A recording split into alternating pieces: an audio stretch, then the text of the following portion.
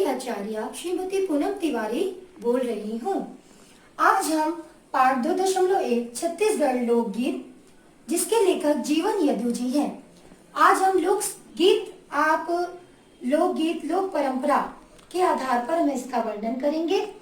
लोकगीत आप लोग जानते हैं कि हर गांव हर क्षेत्र में गाया जाता है ना? तो चूंकि लोकगीत सामाजिक व्यवस्थाओं और परंपराओं के देन है। ये जो लोकगीत का उद्भव हुआ है वो सामाजिक व्यवस्थाओं और उनके परंपराओं रीति रिवाजों के आधार पर ये लोकगीत का उद्भव हुआ और उनकी रचना किसी विशिष्ट व्यक्ति द्वारा ना होकर उन सामान्य व्यक्तियों द्वारा हुआ है।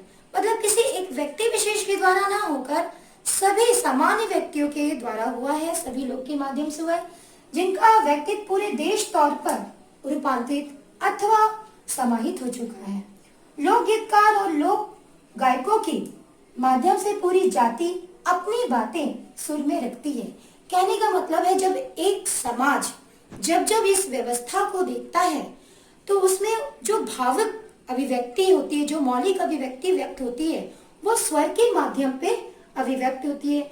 गीतकार जो है उस मौलिक अभिव्यक्ति को स्वर के माध्यम से अभिव्यक्त करते हैं और उस लोकगीत में हमारी संपूर्ण जाति संप्रदाय का वर्णन होता है। सभी समुदायों, जाति समुदायों का वहाँ पर वर्णन होता है और इसकी रीति रिवाज, क्रियाकलापों, कार्य, सुख दुख, हर चीज का लोकगीत के माध्यम से अभिव्यक्त किया जाता है।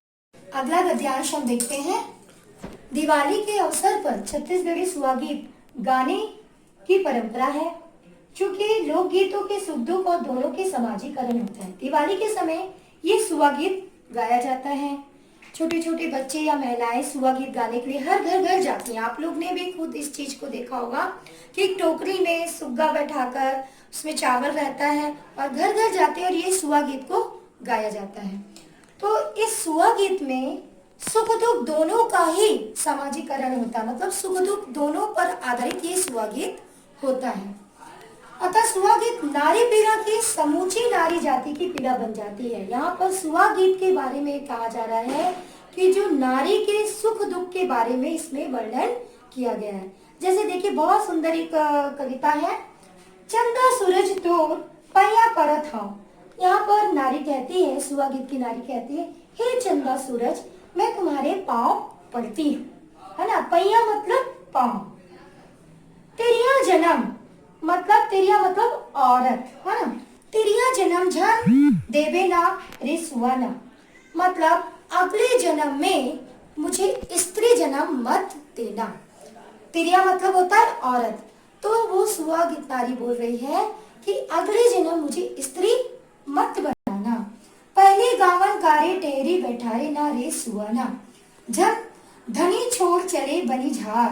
धनी छोड़ मतलब अकेली छोड़। यहाँ पर चंदा सूरज से स्वगीत नारी निवेदन कर रही है कि हे चंदा सूरज, तुम अगले जन्म मुझे नारी मत बनाना, स्त्री मत बनाना, क्योंकि मैं इस दुख की पीड़ा नहीं झेल सकती। ये अगले जन्म मुझे नारी मत बनाना, क्योंकि ये छोड़ के मुझे चले जाएंगे। जो मेरे पति हैं वो मुझे छोड़ के चले जाएंगे, इसलिए तुम मुझे स्त्री मत बनाना।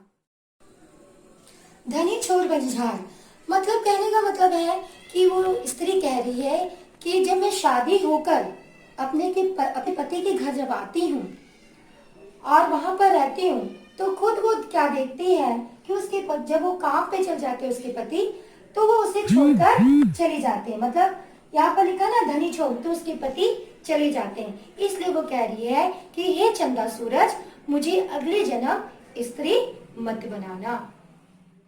अब गद्यांश क्रमांक 3 देखते हैं हम। लोकगीत लोक सांस्कृतिक यात्रा का साक्षी है। मतलब ये जो लोकगीत है हमारी संस्कृति यात्रा का साक्षी है। एक बोल सकते हैं कि लोक संस्कृति लोकगीत किस तरह से आगे बढ़ा, है ना, उसके बारे में। लोक संस्कारों की पूरी छाप लोकगीतों पर ही होती है। हमारे लोकगीत के आधार पे हमारे लोक संस्कार भी छिपे हुए हैं। उनमें न केवल स्थूल लोक संस्कार है, कर्मकांड भी प्रदर्शित होते हैं। हमारे जो लोकगीत है एक संस्कार के आधार पर, लोक संस्कृति आधार पर किस तरह से आगे बढ़े, उसका लेखा जोखा किस तरह से कब शुरू हुआ, किस तरह से आगे बढ़ा, किस तरह से उसका उद्भव है, किस तरह क्रम चलते गया, इसके साथ साथ हमारे संस्कार भी आगे बढ़े। तो ये जो लोकगीत थे ये कर्म कांडों संस्कारों के आधार पर भी प्रतिष्ठित हुए, वरन ऐसे ही लोक संस्कार भी चित्रित होते हैं जो लोक स्वभाव में घुसकर लोक चरित्र को शामिल हो चुके हैं। हमारे लोकगीत में संस्कृति के आधार पर लोक संस्कार भी समाहित है। किस तरह से आपने देखा होगा 16 संस्कार, जिसमें 16 संस्कार हैं, षोडश संस्कार या 16 संस्कार हैं। आप जानते हैं कि 16 संस्कार में जन्म से लेकर मृत्यु तक के 16 संस्कार है। जिस तरह से बच्चे के जन्म के समय गीत गाना, छठी में जो गीत गाते हैं, अन्नप्राशन जिस वक्त उनका मुंह जूठा किया जाता है, इस तरह से जनेऊ का है। फिर उसके बाद हम आगे अगर बढ़ते हैं तो देखते हैं विवाह गीत है, माटी गोड़ गीत है, फिर मृत्यु कर्म कांड। इस तरह से जो हमारे 16 संस्कार हैं उस पर आधारित हमारे ये गीत है, लोकगीत है, जो हमारी संस्कृति के साथ साथ हमारे संस्कार भी जुड़े हुए हैं इन लोकगीतों में। तो इस तरह से हम देखते हैं कि हमारी लोकगीत की यात्रा में ये भी बताया जाता है कब और कैसे शुरू हुआ, किस तरह से आगे बढ़ी हमारी संस्कृति, उस संस्कृति के माध्यम से हमारे संस्कार भी बढ़े, उस संस्कार के आधार पर 16 संस्कार के आधार पर वो गीत भी समाहित हैं। विभिन्न विभिन्न रूपों पे, विभिन्न विभिन्न त्योहारों पर, एक परंपराओं पर आधारित हमारे गीत भी प्रस्तुत किए जाते हैं लोकगीत के माध्यम। गद्यांश 4 देखते हैं हम। यहाँ पर देखते हैं कि लोकगीतों में बहुत ऐसे गीत ऐसे मिलेंगे जिनमें चित्रों की रचना हुई है। कहने का मतलब है कि लोकगीत ऐसे भी हैं कि जिनको पढ़ने पर आंखों में एक प्रतिबिंब बन जाता है, एक चित्र आ जाता है, एक प्रतिबिंब की छाया। जिस तरह से हम गीत गाते हैं उस तरह से हमारे मन में वैसी चित्रात्मक शैली बन जाती है। कथात्मक गीतों में यह बात निश्चित रूप से होती है। लोकगीत का चित्रों की रचना इस प्रकार करते हैं कि श्रोताओं वह घटना अपनी आंखों के सामने घटती हुई प्रतीत सी होती है। कहने का मतलब है यहाँ पर कह रहे हैं कि लोकगीतकार जो गीत गाते हैं, तो जब वो गीत गाते हैं, वो घटना गाते हैं, तो उस आधार पे लोग जब सुनते हैं तो उनके मन में वैसा ही चित्रात्मक मन में आ जाता है, वैसे मन में प्रतिबिंब आ जाता है, एक सोच आ जाती है, एक धारणा आ जाती है, ऐसी सोच बनती है। कहने की मतलब कह सकते हैं एक श्रोता वह घटना घटती आंखों के सामने प्रतीत होती है। और जैसे हम कोई खेत पर आधारित एक गीत गा रहे हैं तो लोगों के मन में खेत खलिहानों से संबंधित एक प्रतिबिंब आ जाता है। इसी उदाहरण पर एक मैं पांडवानी लोकगीत के बारे में भी बता सकती हूँ। जिस तरह से कि महाभारत का एक पात्र था कीचक विराट, और राजा महाबहु का साला और राज्य का सेनापति जो था, जब द्रौपदी के कक्ष में श्रृंगार करके सज धज कर घुसता है तो उसका जो वर्णन किया जाता है, तो जैसे जब उसके श्रृंगार का वर्णन करते तो लोगों के मन में उसी तरह की छवि छा जाती। देखिए किस तरह से रानी के नेता की कीचक पावे जी, साजे सिंगार राजा चलत हवे नाम। माथे में मुकुट, मतलब माथे में वो मुकुट पहने हुए हैं, बांधत हवे जी, गले में गज मुक्ता के हार सोहे जी। यहाँ पर कह रहे हैं कि माथे पे मुकुट है और गले में मोतियों की माला, कानों में कुंडल है, इस तरह से सजा हुआ उनका रूप दिख रहा है। तो जिस तरह से लोकगीत में इसका वर्णन किया जाता है उसी तरह से लोगों के मन में एक चित्रात्मक प्रतिबिंब समाहित हो जाता है। इसलिए लोकगीत के माध्यम से एक चित्रात्मक रूप में भी प्रस्तुत किया जाता। हम 5वें गद्यांश में देखते हैं कि लोकगीत में व्यंग्यात्मक रूप में भी प्रस्तुत हुआ है। लोकगीत में विरोध का भी स्वर व्यंग में फूटता है। मतलब लोकगीत में हम विरोधी पक्ष के आधार पर भी लोकगीत को प्रस्तुत कर सकते हैं।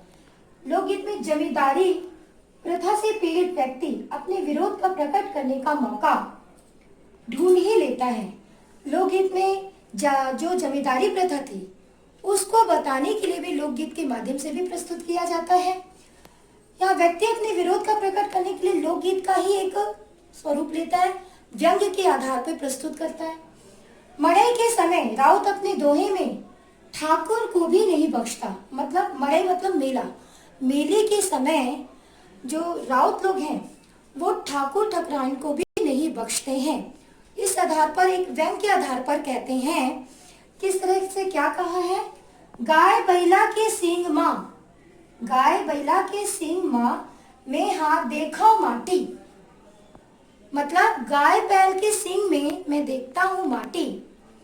और ठाकुर पहने सोना चांदी, ठकुराइन पहने घाटी, ठकुराइन पहरे घाटी। घाटी गले में एक मोटा आभूषण होता है ना। तो यहाँ पर एक व्यंग के आधार पर राउत कहता है, ठाकुर ठकुराइन के लिए कह रहा है, ठाकुर पहने सोना चांदी, ठकुराइन पहने घाटी, मोटा एक गहना आभूषण होता है। और यहाँ पर गाय बैलों की देखो क्या स्थिति होती है, बछड़ी की गाय और बछड़ी की क्या स्थिति होती है, क्योंकि सींग पर माटी लगी होती है।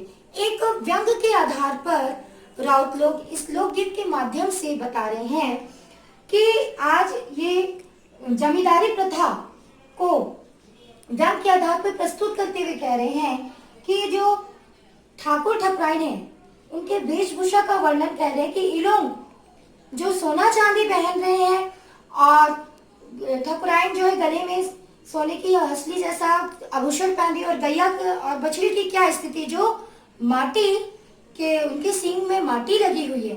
तो इस तरह आधार पर हम देखते हैं कि लोकगीत कई रूप में प्रस्तुत किया जाता है। आपने देखा संस्कारों के आधार पर, संस्कृति के आधार पर, त्योहारों के आधार पर, नारी उत्पीड़न के आधार पर, व्यंग के आधार पर, कई आधार पर ये लोकगीत प्रस्तुत किए जाते हैं। इस तरह से हमारे संस्कार लोकगीत के माध्यम से हम जाति के प्रथा के रूप में हम इसमें कोई भेदभाव नहीं होता और सब समान रूप से इस लोकगीत को प्रस्तुत किया जाता है। कई रूप में प्रस्तुत किया जाता है, विवाह के रूप में, हमारे संस्कार के रूप में। तो इस तरह से हम देखते हैं कि ये छत्तीसगढ़ी लोकगीत समाप्त होता है। धन्यवाद।